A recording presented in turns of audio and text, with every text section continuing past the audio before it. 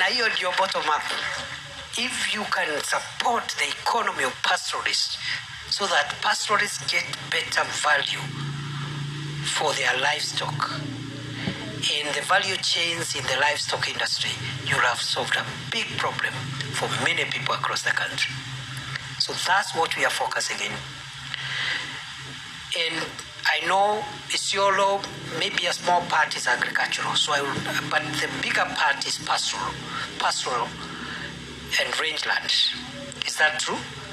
So the livestock sector, therefore, is very critical for Kenya Kwanza.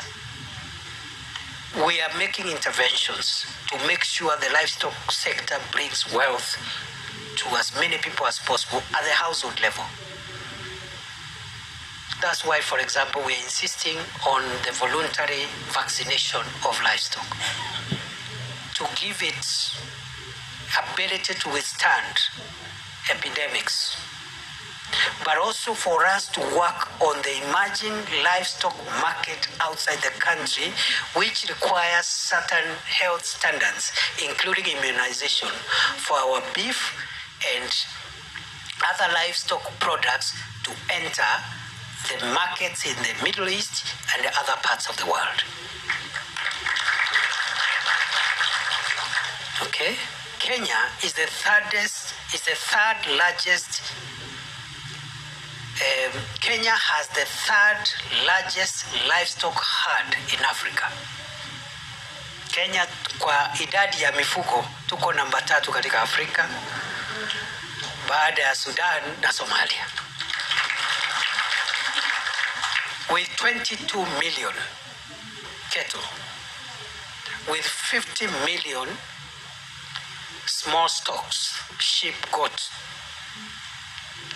So we are a powerhouse for livestock and livestock ecosystem, like livestock sector, value chains. We must vaccinate our livestock so that we can now start exporting livestock and livestock products everywhere in the world, and we have enough market already. President Ruto signed last month a very comprehensive agreement with the United Arab Emirates government, and we are also closing in on other Middle East countries so that our livestock can enter those markets, but we must vaccinate our livestock. Other than that, except the meat and milk and other products,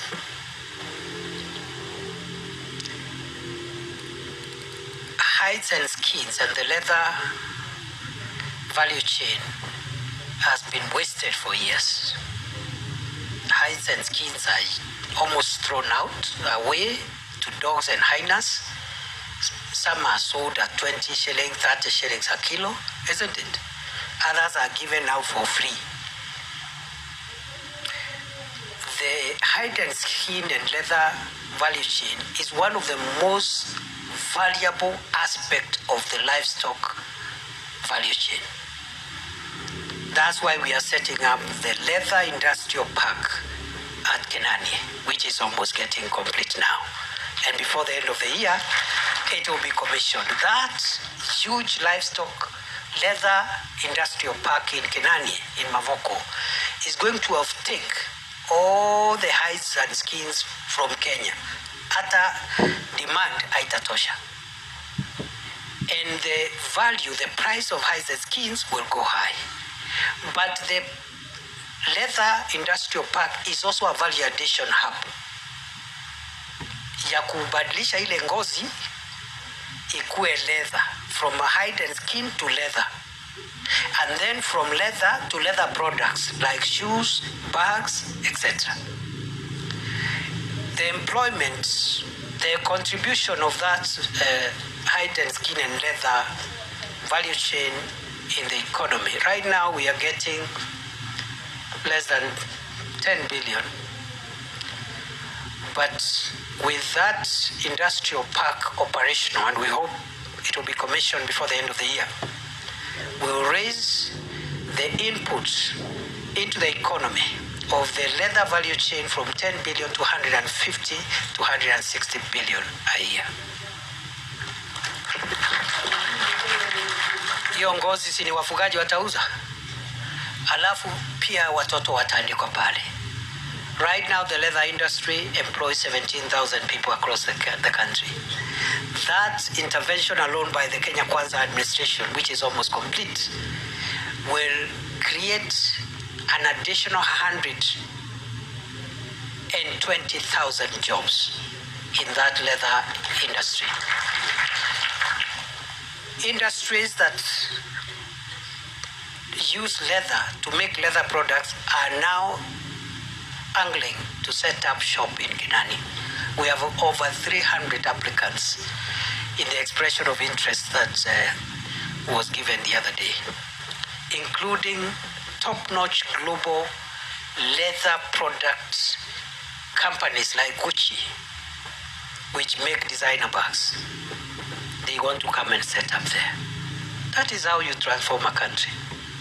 You don't transform a country by talking and by throwing hate, division, and tribalism. And you develop a country by saying, how can we convert the resources that God has given us, different parts of the country, from agricultural produce to livestock products?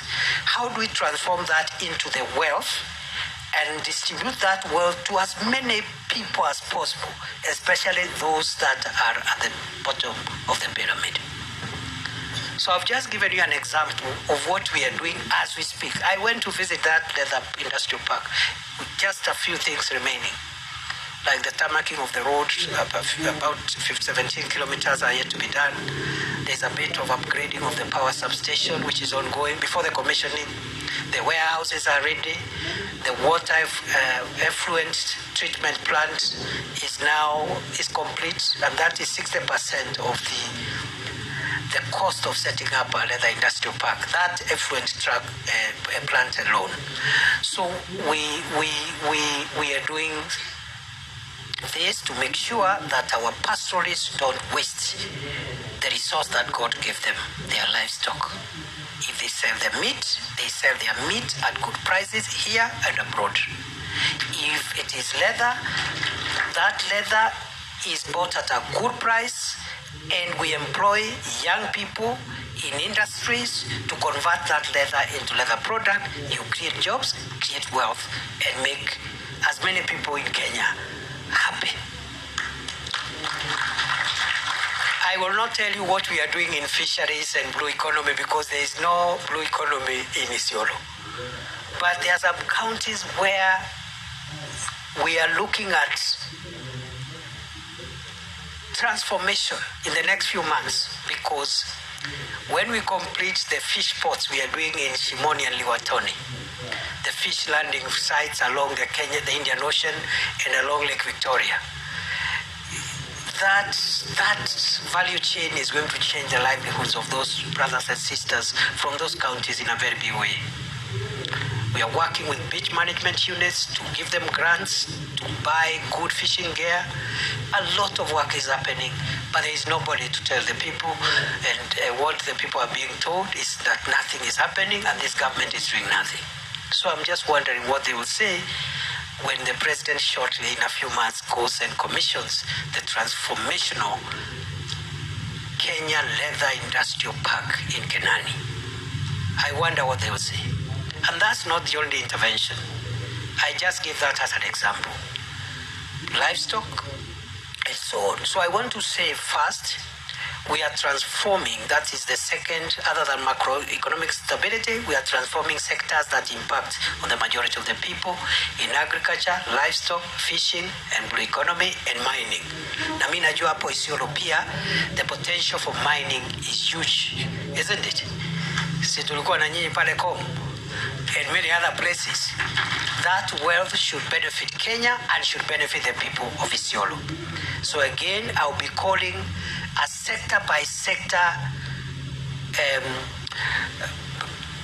working group to unlock some of the bottlenecks that are making Com and other places not to generate enough wealth for Kenya and for the people of Isiolo. And we've spoken with the new Minister for Mining. So when I call counties where mining has potential, Isiolo will be part of that discussion, because we want to unlock the mining value chain. There's a lot of wealth on our soils, and the people walking on top of those soils are walking on gold, and they are poor. Isn't that a contradiction? Yani kuna dhahabu hapa chini na wale wanatembea juu yake hana chochote. So once we unlock that ecosystem, it will have a lot of impact. The third thing we are doing is to build support infrastructure that will help these value chains to generate wealth for people and for the country. Roads, electricity, county aggregation and industrial parks, special economic zones, markets, and all these projects which are already happening. I'm not telling you what we will do. As we speak, we are building 400 markets across Kenya. 250 markets are being built as we speak. So the next time I come to Isiolo, I'll be coming to inspect 1 or 2 markets that are being built. Ndio niambie contractor waharakishe, ndio ikikamilisha niite mdosi yangu akuje afungue. The next time I come to Isiolo, I'll be coming to inspect the roads project which are ongoing. Niambie contractor harakishe, barabara ikikamilika niite mdosi yangu akuje commission. The next time I come to Isiolo, I'll be coming to launch or commission last mile electricity projects in the areas in Isiolo where we do not have electricity. Isiolo is one of the counties with the lowest electricity connectivity percentage. We now have money because now the economy has been stabilized. We now have money for electricity as we speak. We have money for roads as we speak. See, kama tunaelewana. 2 years ago it was impossible. Every shilling we were getting, either we paid debts, salaries, or we handle the fuel and the currency stabilization and all these interventions. Today, as we speak, we have 36 billion for electricity. So nikikuja Isiolo, na waheshimiwa already mmeambiwa mupeane villages ile mungetaka priority. Those MPs will tell you from Isiolo. Na ile kamati tutaunda isaidiane na MPs tuhakikisha kwamba Isiolo benefit maximally from the 36 billion countrywide which is available for power. Na mimi nitakuwa pale nikifuatilia as I follow for the other counties across Kenya. Kwa sababu mkisema alisema tafuatilia Isiolo, watu watafikiria ni vile mimi ni jirani yenu. Si namna hiyo.